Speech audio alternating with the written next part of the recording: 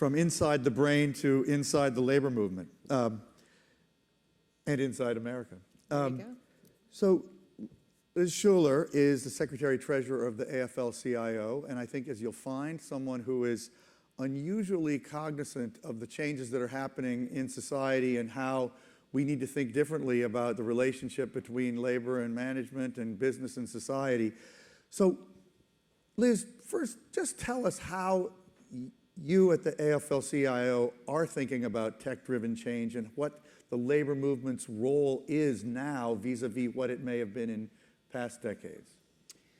Well, I'm so excited to be here, first of all, because I've been in the audience for the last couple of days, and I've been hearing so much about all of the innovations and people kind of wringing their hands about what's going to happen to the workforce.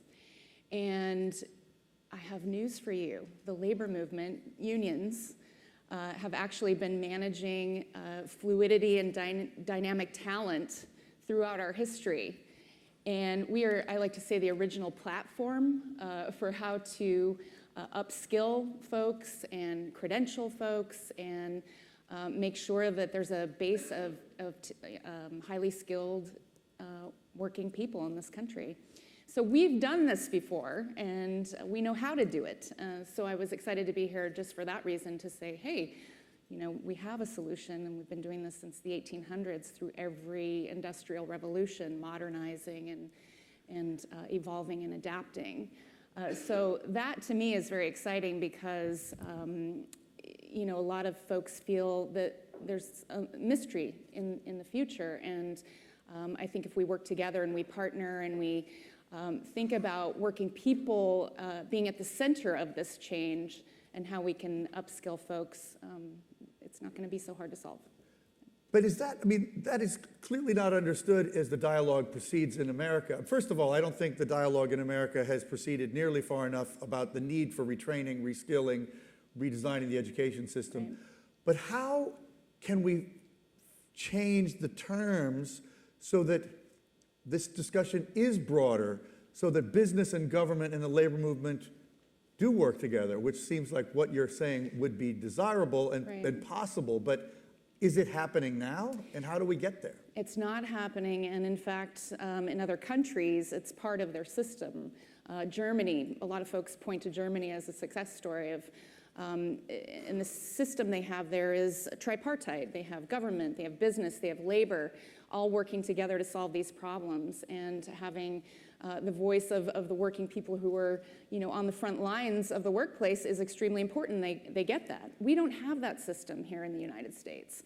We're working in silos. I hate to use an overused term, but essentially everyone's, you know, kind of in their own corners trying to figure things out. There's less collaboration than we find in other places.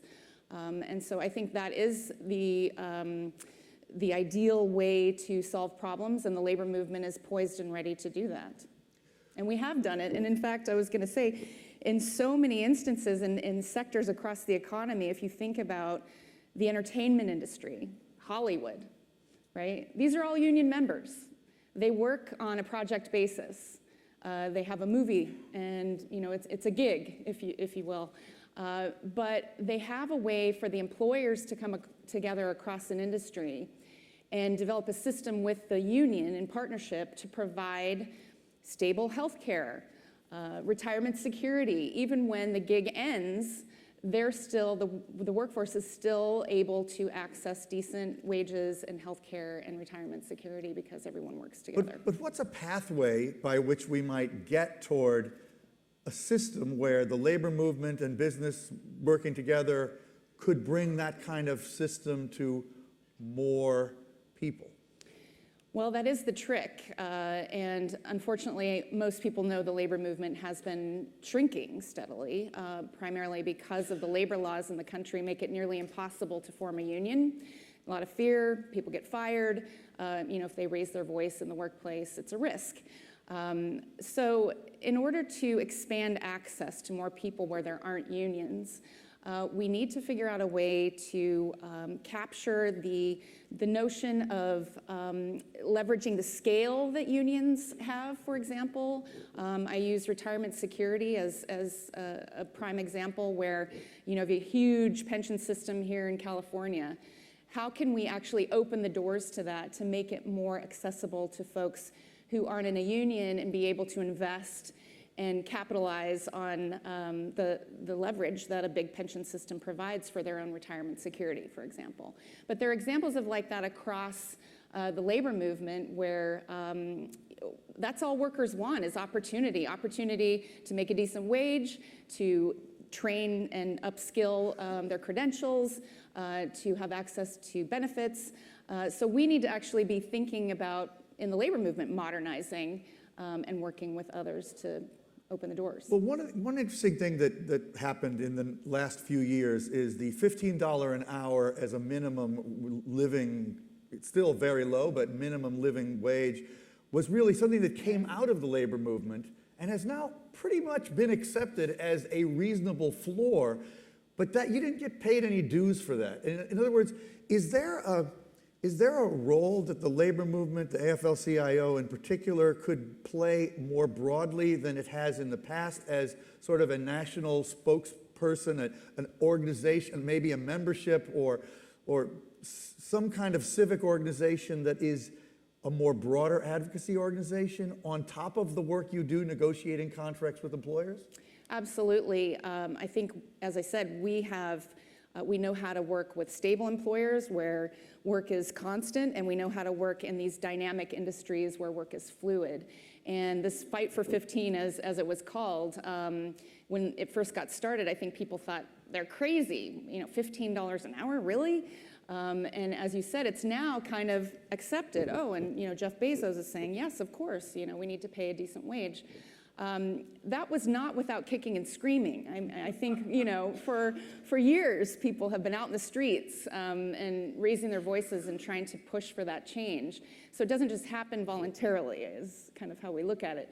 But I think, again, the labor movement has been there, for decades, thinking about how we provide decent opportunity for employment so that you can get a pathway to the middle class, feed your family, make sure that, again, inequality isn't increasing. And I think that is one big concern with technology creeping in, right? We have all these advancements coming, but we don't have the policies in place to make sure that those efficiencies, those productivity gains are actually reinvested into people, the actual people that are still on the planet that are going to be using these technologies. But so the labor movement is and can become more of a articulating entity, advocate for that sort of way of looking at the world? Well, hopefully we've adapted over the course of all of the other industrial revolutions, thinking about how worker voice and collective action looks when the economy changes. And yes, we are at that moment where we have to look at ourselves. Well, there's a promising set of developments separately that I think are worth mentioning. I mean, I'm a baby boomer. I was a proud union member and activist in the Newspaper Guild, a unit chairperson. And I mean, but my generation generally was not very friendly to the labor movement. I think the labor movement, we didn't generally support labor in our work. However, it seems like the young people today have a much less negative view about the idea of organizing for benefit. And if you look at the astonishing developments that have happened in digital media in New York in particular, all these shops, that are digital news organizations comprised entirely of millennials and very young people are organizing and joining unions. At the same time, you have these walkouts at Google and employee protests at Amazon, Microsoft. There's a kind of again, the technology industry under a microscope, but serving as an example that there's a change in the psychology of a certain number of workers in this country of speaking up. So what does that mean for you? I think it's exciting. First of all, when I saw the Google walkout, I said, this is like the wildcat strike of the 20s, right? Where workers kind of stood up and they said, enough's enough. And if it was on sexual harassment, if it's on wages, whatever the case may be, workers are rising up in this country. And the teachers, we saw who were sick of going to their classrooms in West Virginia and paying for supplies even out of their better pockets. example, really, yeah. You see the Me Too movement. I mean, it's an exciting time. And I think that young people today have seen what the economy has done to their parents, where their parents have lost their pensions and have had to go back to work after they've retired, and that even democracy isn't working. The Harvard study that came out, I think late last year, about young people today think democracy is actually harmful. I mean, it was border at 35%, I want to say. So that is troubling, right? That's troubling. They see this economy not working for them. So they innately, in their generation, I would say, if I can stereotype, see the benefit of collaboration and coming together for power. And so that translates very easily to the union movement. It will look different, though, right? It won't be the traditional model that we've seen where you work for one employer for 30 years and the union office is right there next to the plant. It's going to be more distributed. It's going to be perhaps virtual. We're going to use new technological tools to harness that power. Are you seeing that in your membership yet, or is there an uptick? What's the state of play? Well, I think that we're at a moment where the labor movement is either going to grow exponentially or continue to die a slow death and perhaps be reinvented. But I think what I'm seeing out there, what I was saying about the uprisings, is that people are, they've had enough of the way the economy is broken. They see inequality growing. They see stagnant wages for the last 30 years. And the only way that they can fight back is to figure out ways to come together collectively. And in this country, we're so conditioned to think about us as individuals and, the whole pull yourself up by your bootstraps kind of mentality, which is, of course, important. But at the same time, we can't do everything on our own, right? We do have to come together, and I think Silicon Valley is a great example of that, working in teams and innovating in groups. And I think the same is the case for workers in the workplace. Yeah, actually, this whole American thing of the heroic individual may be something that is changing, that there is more of a sense of something collective, and the internet probably has a lot to do with that. But I want to hear what people in the audience have to say. I'm sure there's interesting questions or comments. While we're waiting for a question, I want to say, in terms of upskilling, to me that is a prime example of how more and more burden has been shifted to the individual. Yeah. We used to have systems in our country where our education systems were, the government took more responsibility, or employers took responsibility for training and upskilling people. And now we're seeing individuals at great cost to themselves going down these paths where they're investing, tons of money in these programs, and then they don't have a job at the end of the program, and they're in debt. And I think it's on average $30,000 in debt is what most people are carrying now. Yeah, that's got to change. Yeah. Okay, who's got something to add to this discussion? Over here. Okay. Yeah, hi, Dan Elron, Accenture. Have you seen any interesting models where employers and unions get together to promote training so the training is portable and the employer doesn't risk losing their whole investment if the employee leaves? Some kind of collaborative system for that? Absolutely. Thanks. Good question. Yes, and in fact, I want to lift up Kaiser Permanente, first of all, for their labor management partnership. It's an over 20-year partnership where they have an incredibly sophisticated system where at every level of the company, they have what they call unit-based teams, where in the hospital, it's from the surgeon or the doctor, all the way through the system of nurses and even transportation professionals, where they meet and discuss the most efficient way to execute their day. So every morning they'll have a team meeting. And I remember once a nurse was saying, I'm the one that's transporting the patient after they have their procedure, because Kaiser wants the experience to be such a good experience that it's like, you stick with the patient throughout the whole process. And in fact, it is so much cheaper to be able to get me back on the floor and have someone else move that person, to exit the system than it is for a nurse who could be actually on the floor providing care to another patient. So that's an example of a really sophisticated partnership. I mean, they figured a way to change that as a result? Yes, they did. And it was all based on the worker feedback because, you have the frontline folks who are in the workplace seeing exactly what's going on and management really not knowing how to create those efficiencies. And it saved millions, right? And provided better care and better outcomes for patients.